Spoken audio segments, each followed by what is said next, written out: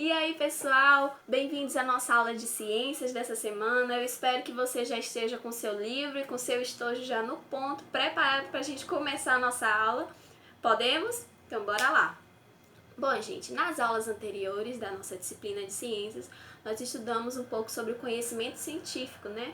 Um pouquinho sobre os teóricos e as suas teorias que foram criadas, sobre as perguntas que os cientistas buscam responder, solucionar, sobre as questões do universo.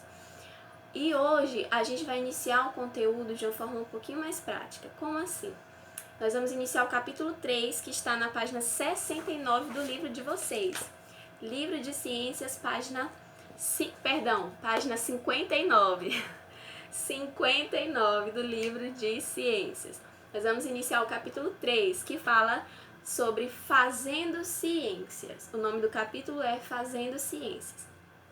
E esse capítulo, ele começa já nos mostrando que quanto mais a gente busca solucionar nossas questões, nossas dúvidas, né, quando a gente consegue solucionar algo, novas dúvidas vão surgindo e nos faz cada vez mais ir buscando e solucionando novas dúvidas e não parar, né? Ficar sempre em busca de solucionar questões. E ele faz uma analogia com a ciência, que a ciência é exatamente dessa forma. Na ciência, quando a experiência é feita para solucionar alguma questão, quando consegue solucionar, quando está solucionando, novos dados vão surgindo e faz-se necessário estudar esses novos dados que estão surgindo e investigar por que surgiu aqui, por que é isso, por que é aquilo, e daqui surgem mais novos dados e aí vai. E não para, né? A ciência, ela tem essa dinâmica. Ela não para, né? Sempre vai ter novas perguntas, sempre vai ter novas questões para se investigar, para se descobrir. Então, nesse capítulo a gente vai estudar um pouquinho sobre essa dinâmica que existe na ciência, onde nós iremos estudar sobre as 4 principais áreas da ciência, né? Que é a astronomia, a biologia, a física e a química. Nós iremos estudar um pouquinho sobre elas. E para começar esse capítulo, nós vamos estudar sobre a astronomia, beleza? Abram o livro de vocês na página 60, onde vai iniciar a questão da astronomia. Bom, resumidamente, a astronomia é a ciência que estuda o universo e os fenômenos que ocorrem nele, ok? Compreenderam? É isso. Eu acredito que a maioria já conheça um pouco sobre astronomia, porque esse assunto é iniciado lá no 5º ano, né? Então vocês viram um pouquinho de astronomia, dos planetas, do sistema solar, dos corpos celestes, dos astros, tudo isso acredito que vocês já viram um pouco no 5º ano, né? Só que dessa vez a gente vai conhecer um pouco mais sobre essa ciência, né?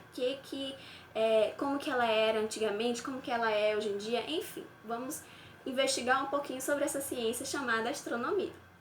Então, gente, a astronomia ela é considerada uma das áreas da ciência mais antiga, exatamente pelo fato de que ela é a ciência que estuda o universo. Essa questão de estudar o universo, de buscar entender o universo, os astros, enfim, isso já existe há muito tempo, né? Exatamente pela questão da observação dos astros.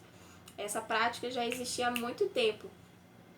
Então, para a gente entender um pouquinho dessa questão da história dessa astronomia, dessa ciência, a gente vai falar agora um pouquinho sobre os estudos astronômicos na Idade Antiga e os estudos astronômicos na Idade Moderna, tá bom? Tá na página 61. Página 61 vai falar um pouquinho sobre os estudos astronômicos na Idade Antiga e a página 62 vai falar sobre esses estudos na Idade Moderna. Então, bora lá. Vamos começar com a Idade Antiga.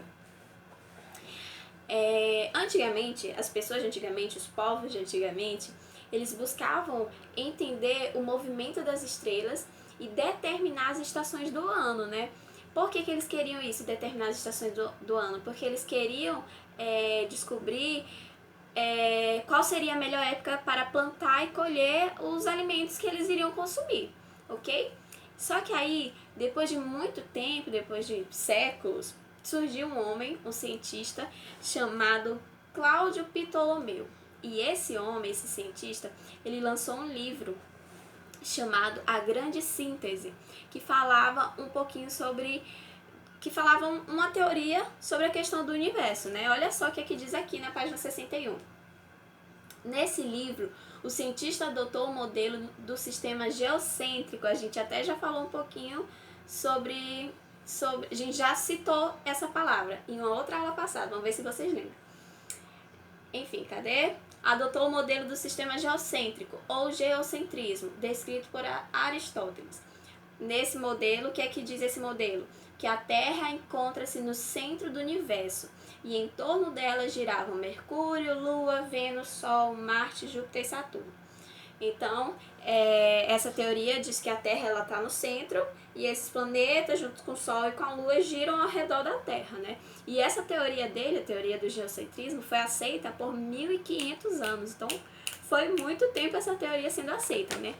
Aí que a gente vai entrar na questão dos estudos astronômicos na Idade Moderna. Porque, olha só, essa teoria do Ptolomeu que a gente acabou de falar, do geocentrismo, por muito tempo, os filósofos eles acreditavam que essa teoria ela era a forma correta de descrever o universo.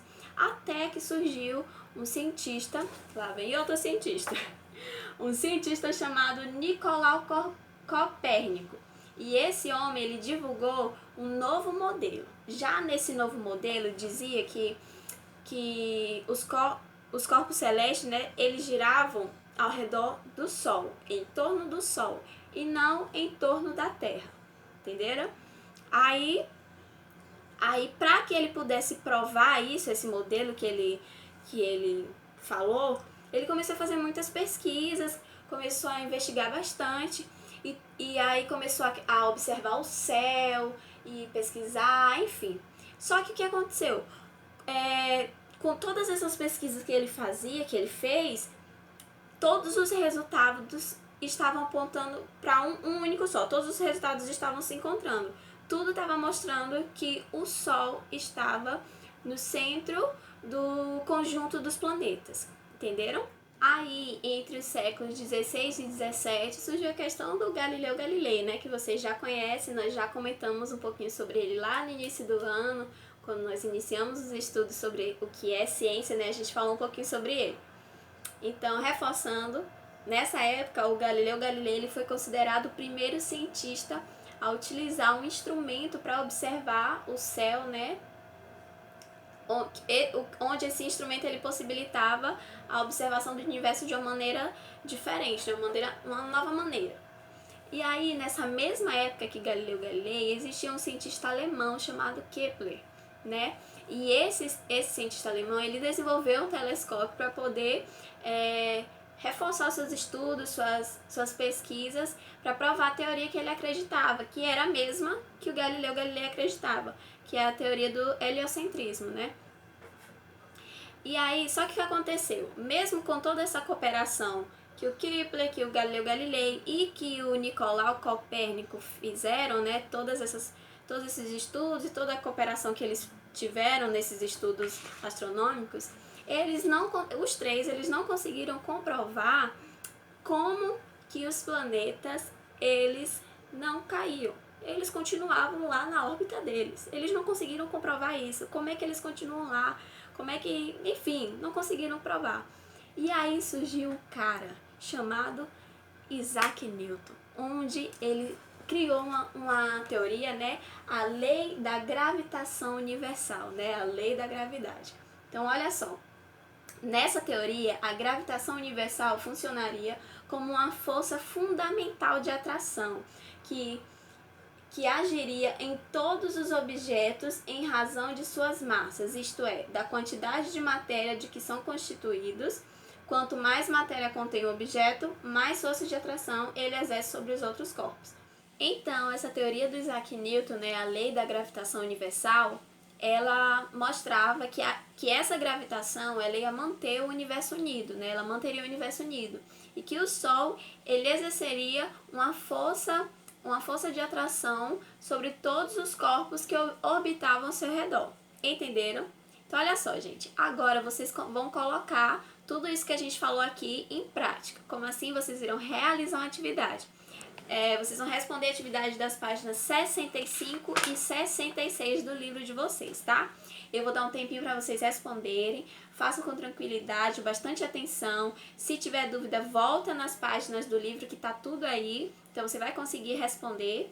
Depois disso aqui, depois de vocês responderem, nós iremos fazer a nossa correção pelo aplicativo Zoom. Então a gente se encontra no nosso grupo do WhatsApp para poder tirar as nossas dúvidas antes de ir para a correção no aplicativo Zoom, tá bom? Um beijo e até a próxima aula, gente. Tchau, tchau!